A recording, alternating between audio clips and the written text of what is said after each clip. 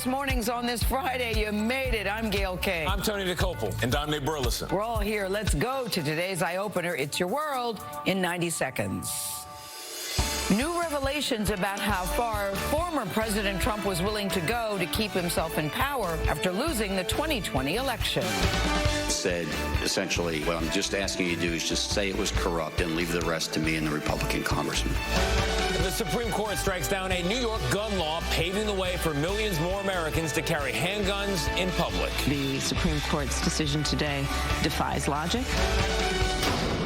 The Senate passed a major bipartisan gun safety bill. Now it heads to the House.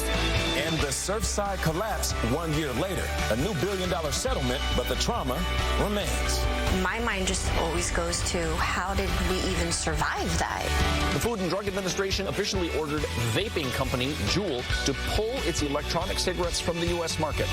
A U.S. swimmer fainting in the water during a competition. Her coach jumps in, fully clothed, to save her. Basketball dreams came true. 2022 NBA draft is complete. With the first pick, the Orlando Magic select Paolo Banchero from Duke University.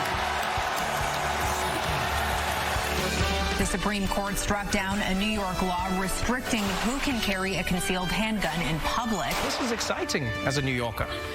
Yeah, because I don't know about you guys, but whenever I've been sitting in rush hour traffic in New York with drivers screaming at each other and bikers cussing out the drivers and pedestrians wailing at the bikers and the drivers, the one thing I always think is, man, one thing that would calm this down is if everyone had a gun right now.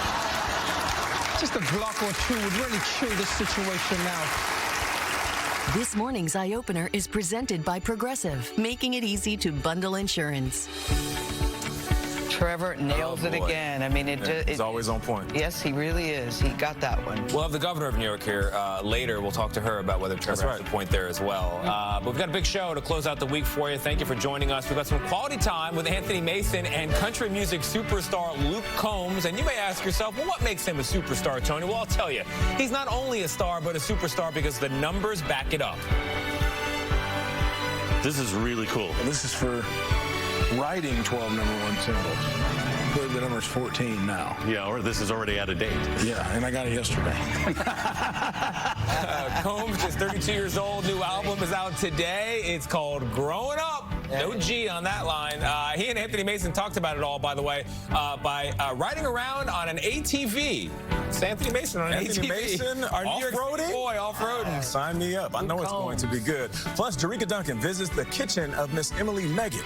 She's 89 and just published her first cookbook.